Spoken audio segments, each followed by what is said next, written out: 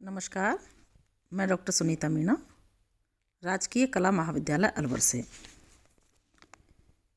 Dear students, हम BA part second का भारतीय राजव्यवस्था वाला पेपर डिस्कस कर रहे थे, पढ़ रहे थे। उसमें हमारा जो टॉपिक चल रहा था वो था उग्रवाद का प्रादुर्भाव। देखिए, कांग्रेस की स्थापना से हमने शुरू किया था। राष्ट्रीय आंदोलन का जो पार्ट है वो चल रहा है अपना। कांग्रेस की स्थापना क्यों हुई, कैसे हुई, क्या उसके उद्देश्य थे।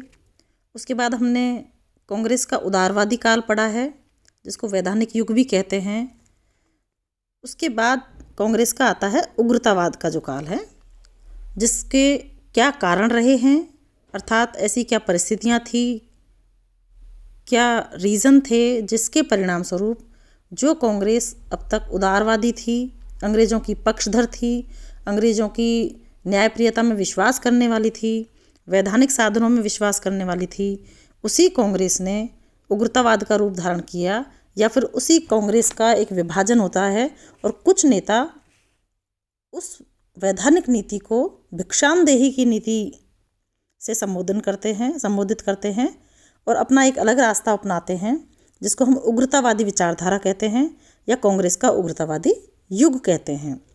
अब वो कौन से कारण थे जिसके परिणाम स्वरूप उग्रतावाद का जन्म हुआ?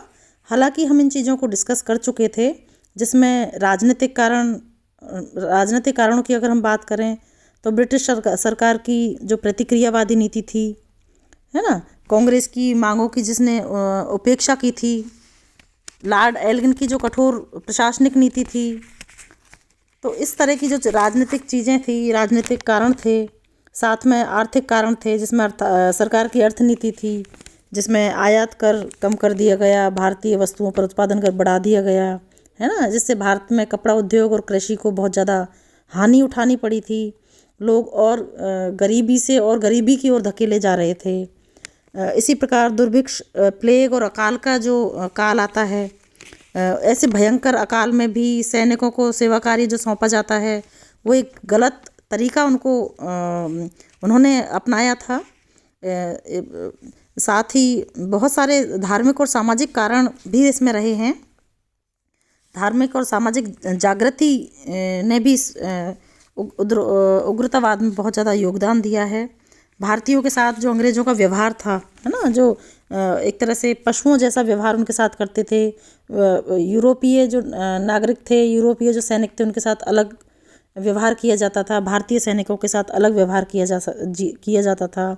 इसी संदर्भ में जो गांधी के साथ ट्रांसवाल में अर्थात दक्षिण अफ्रीका में जो घटना होती है, भेदभाव की, नस्ल भेद की, वो सारी बातें आ जाती हैं। और लॉर्ड कर्जन का जो शासनकाल है वो भी एक बहुत बड़ा रीज़न रहा है इसमें, उग्रतावाद के समर्थन में या उग्रतावाद की उत्पत्ति में, जिसमें उसका कलकत्ता कॉरपोरेशन एक्ट था, भारतीय विश्वविद्यालय एक्ट था और भारत विरोधी जो उसका दृष्टिकोण था, सीक्रेट्स एक्ट था।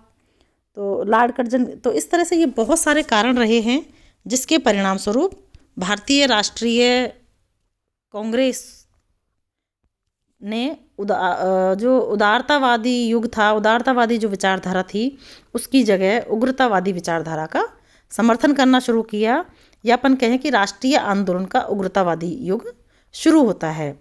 अब इसी संदर्भ में सामाजिक, आर्थिक, धार्मिक और राजनीतिक कारणों के साथ साथ कुछ पॉइंट और हैं जिसने भी उग्रतावाद को एक तरह से कहें कि बहुत उग्रतावाद के जन्म में और उसकी विकास में बहुत बड़ा योगदान जिसका रहा है, वो है लॉर्ड कर्जन की वैदेशिक नीति। देखिए, लॉर्ड कर्जन की जो वैदेशिक नीति है वो साम्राज्यवादी भावना से ओतप्रोत तो थी, ये हम पहले भी डिस्कस कर चुके हैं। तो लॉर्ड कर्जन चूँकि साम्राज्यवाद में विश्वास करता था, तो उसकी विदेशी संबंधित जो नीति थी वो भी साम्राज्यवादी भावना को लिए हुए थी। और जिसका मुख्य कारण क्या था? जिसका मुख्य उद्देश्य था भारतीय साम्राज्य को सुरक्षित करना और भारत में ब्रिटिश साम्राज्यवाद को सुदृढ़ करना या सुदृढ़ता से बनाए रखना।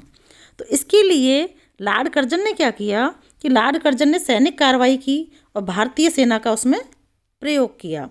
इससे सैनिकों का व्यय बहुत ज़्यादा बढ़ गया था, जिसका भार किस पर पड़ा? जिसका भार भारतीय करदाताओं को सहना पड़ा, जो पहले से ही कर के बोझ से करा रहे थे। देखिए, कृषि की ओर ध्यान नहीं दिया दिया गया तो किसान कर्ज में डूब गए थे या गरीबी में चले गए थे। छोटे कुटीर उद्योगों की तरफ ध्यान नहीं दिया गया तो कुटीर उद्योग थे वो समाप्त हो गए थे, है ना। और इसी के साथ क्या किया कि सेना का जो भार था, सेना का जो व्यय था, वो भी भारतीय करदाताओं को पर डाल दिया गया, और जिससे उस जो कर का जो बोझ था, करों का जो बोझ था, वो बहुत ज़्यादा बढ़ गया था। इसके साथ ही उसने क्या किया कि अपनी सीमा नीति, फ्रंटियर जो पॉलिसी थी, जिसमें तिब्बत, चीन और फारस से संबंधित जो नीति थी, और भारतीय सैनिकों को क्या किया, चीन, अफ्रीका आदि दूर देशों में भेजकर लोगों को और भी क्षुब्ध कर दिया। उसकी इस कार्यवाहियों से लाभ तो इंग्लैंड को होना था, और सैनिक व्यय किसको पड़ा, भारतीयों को। सैनिक व्यय का जो भार था वो भारतीयों को सहना पड़ा। इससे जनता में और ज़्यादा रोष उत्पन्न हो गया।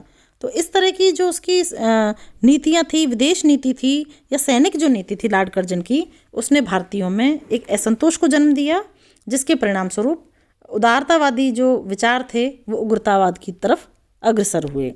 इसी के साथ एक और महत्वपूर्ण कार्य जो किया कर्जन ने, जिसको हम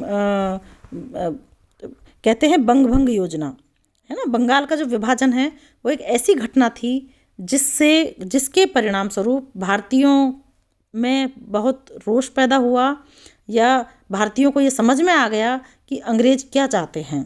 उसमें क्या होता है कि लॉर्ड कर्जन के शासनकाल की ये सबसे महत्वपूर्ण और अलोकप्रिय घटना मानी जाती है, बंगाल का विभाजन। वस्तुतः भारत से लॉर्ड कर्जन ने एक ऐसी नीति अपनाई जिससे क्या है कि विदेशी शासन के विरुद्ध रोष और क्षोभ की ज्वाला बहुत ज़्यादा भड़क जाती है। उसने अपने स्वेच्छाचारी साम्राज्यवादी नीति का प्रयोग कर भारत के वैधानिक आंदोलन को राजनीतिक आंदोलन का रूप प्रदान किया। उसके उद्दंडतापूर्व कृत्यों ने उग्रतावाद का सबल सहारा प्रदान किया, और आतंकवाद को, अब आतंकवाद थोड़ा शब्द ऐसा लगता है हमें, इसकी जगह हम कहेंगे उग्रतावाद को जन्म दिया। अब सवाल ये उठता है कि लॉर्ड कर्जन ने बंगाल का विभाजन क्यों किया। देखिए, इसमें क्या होता है कि लॉर्ड कर्जन का तर्क क्या था इसमें, बंगाल के विभाजन जो किया उसमें उसने तर्क दिया था कि बंगाल एक बहुत बड़ा प्रांत है और शासन की सुविधा के लिए उसका विभाजन आवश्यक है। वस्तुतः बंगाल एक बहुत बड़ा प्रांत था जिसमें क्या था कि असम, बंगाल, बिहार और उड़ीसा सम्मिलित थे, और जिसकी जनसंख्या लगभग 8 करोड़ थी, जिसमें 1/3 मुसलमान भी थे। सन 1903 में बंगाल के गवर्नर सर एंड्रयू फ्रेजर ने बंगाल के विभाजन का प्रस्ताव रखा था और बताया था, मतलब उन्होंने ये कहा था कि एक पुरुष के कंधों पर बंगाल प्रदेश का शासन भारी बोझ है। उस प्रदेश के गवर्नर का अधिकांश समय कलकत्ता में ही व्यतीत होता है, क्योंकि वह देश की राजधानी है। वह अन्य भागों के शासन पर अधिक समय नहीं दे पाता। इसका परिणाम यह होता है कि अन्य प्रांतों की अपेक्षा बंगाल की शासन में व्यक्तिगत तत्व का अभाव रहता है। ये तर्क, या अपन ये कहें, हम एक इंडियन होने के नाते ये कहें कि ये कुतर्क, कि बंगाल बहुत बड़ा प्रांत है और किसी एक व्यक्ति पर, उसका एक व्यक्ति के कंधों पर उस शासन का बोझ बड़ा मुश्किल है, संभाल पाना बड़ा मुश्किल है। इसलिए क्या किया जाए कि इसको 2 भागों में विभाजित कर दिया जाए। तो लॉर्ड कर्जन ने क्या किया कि 1905 में बंगाल विभाजन की घोषणा कर दी। इससे पूर्वी बंगाल और असम के नए प्रदेश का निर्माण हुआ एक तरफ तो, जिसका पृथक लेफ्टिनेंट गवर्नर नियुक्त हुआ, और इस प्रदेश में बंगाल के पूर्वी भाग, जिसमें ढाका, चटगांव, राजशाही, मालदा और त्रिपुरा के क्षेत्र ब्रह्मपुत्र और सूरमा घाटी के जिलों के साथ मिला दिए गए, और शेष जिले जिसमें बिहार और उड़ीसा के साथ बंगाल प्रांत में बने रहे। अर्थात उसने बंगाल का विभाजन किस तरह से किया कि पूर्वी बंगाल और पश्चिमी बंगाल में विभाजित कर दिया। पूरे एक बंगाल को 2 भागों में उसने बांट दिया गया था। इस कार्य से भारतीय राष्ट्रवादियों को विश्वास हो गया कि कर्जन का वास्तविक उद्देश्य फूट डालकर शासन करना है, ना कि कोई शासन व्यवस्था को सुधारना।